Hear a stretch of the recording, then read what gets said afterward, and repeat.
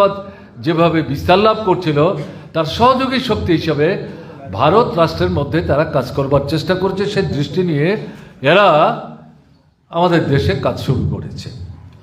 এরা দর্শনের দিক থেকে, ভাবনার দিক থেকে, চিন্তার দিক থেকে যে বিষয়ের উপর সবচেয়ে বেশি নির্ভরশীল সেটা হচ্ছে মনুবাদী ভাবনা চিন্তা।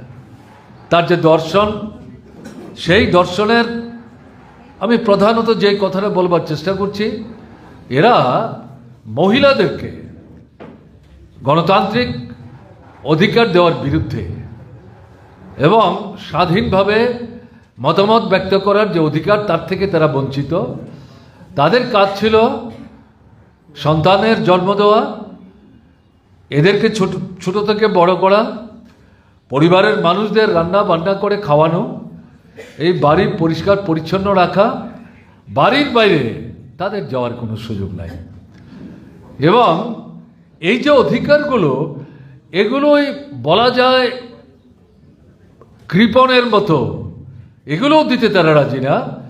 মানে এদের যে ভাবনা চিন্তা, এগুলো দেওয়ার ক্ষেত্র, এগুলো ভোগ করার ক্ষেত্র, সেখানে তাদের যে মান সম্ভ্রম, এই বিষয়গুলো তারা কিন্তু গুরুত্ব মোটেই দিত না। এটা হচ্ছে একটা দিক।